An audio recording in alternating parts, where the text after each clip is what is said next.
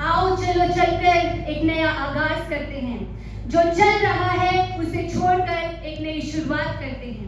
आजादी और अभिव्यक्ति की लड़ाई तो बहुत लड़ी हमने, आओ राष्ट्र हित में चलकर बात करते हैं। सर्वप्रथम यहाँ पर उपस्थित निर्णायक मंडली में मेरे प्रबुद्ध श्रोतागण, आप सभी को मेरा नमस्कार।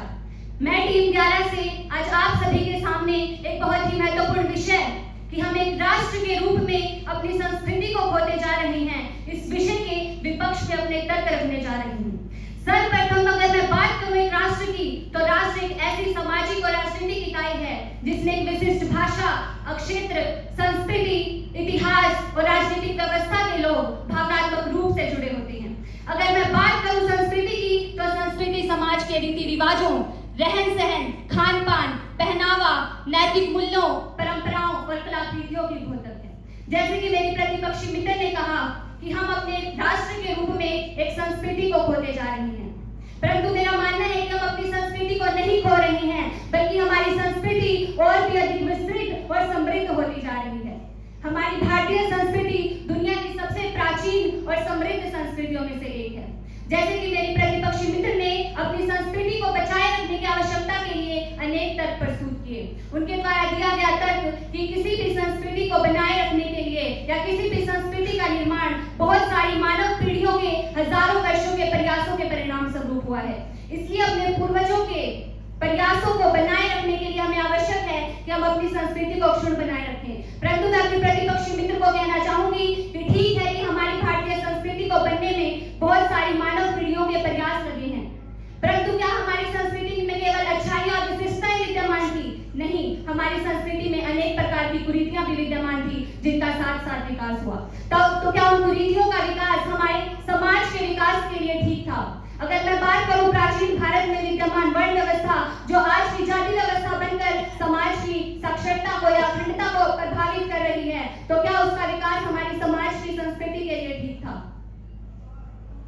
अगला तर्क जो इन्होंने रखा कि किसी भी संस्कृति का निर्माण उस स्थान के प्राकृतिक पर्यावरण और जलवायु के समायोजन के फलस्वरूप होता है।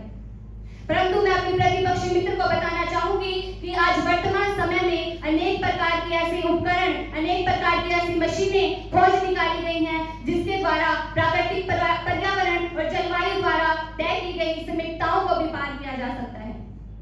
इसलिए हमें प्राचीन संस्कृति को उसी रूप में बनाए रखने की आवश्यकता नहीं है। हमें वर्तमान सुख सुविधा के संसाधनों को अपनी पीढ़ी में सम्मिलित करना होगा, नहीं तो हम विकास की दौड़ से पिछड़ जाएंगे। अगला तक मेरी प्रतिपक्षी मित्र रखती हैं कि सांस्कृतिक विविधता के लिए हमें अपनी संस्कृति को बनाए रखने की आवश्यकता है, परंतु मैं उन्हें इस तर्क के लिए केवल इतना ही कहना चाहूंगी कि जिस संस्कृति की वर्तमान पीढ़ी के लिए कोई उपयोगिता या सार्थकता नहीं है, उसे बनाए रखना कहां तक आवश्यक है।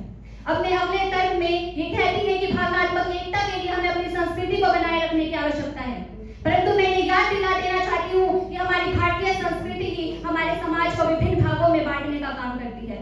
उदाहरण के रूप में हमारे समाज में व्याप्त जाति व्यवस्था देश की अखंडता के लिए खतरा बन गई है और देश की एकता के लिए खतरा बन गई है, जिस एकता की बात और जिस एकता का गुणगान अपनी ये संस्कृति के माध्यम से कर रही है। अगला तर्क इन्होंने रखा कि राष्ट्र गौरव के लिए अपनी संस्कृति को बनाए रखना आवश्यक है, परंतु मैं कहना चाहूंगी कि अपने राष्ट्र पर गर्व होना एक सीमा तक सही है, परंतु व्यवहारिक रूप में नहीं। क्योंकि अगर हम अपने राष्ट्र पर और अपनी संस्कृति पर गौरव करते चले जाएंगे, तो हमारे अंदर यह भावना आ जाएगी कि हमारी संस्कृति सर्वोत्कृष्ट है और अन्य संस्कृतियां हमसे निम्न। अगला तर्क इन्होंने रखा कि नैतिक मूल्यों के विकास के लिए हमें अपनी संस्कृति को बनाए रखने की आवश्यकता है, ताकि हमारे समाज में शांति बनी रहे।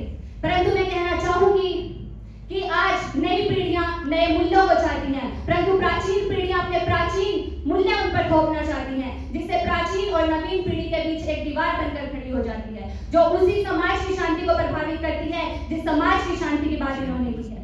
अंत में मैं अपने प्रतिपक्षी मित्र को केवल इतना ही कहना चाहूंगी, अरे समाज बदलाव मांगता है, उसे तुम बदलाव दो।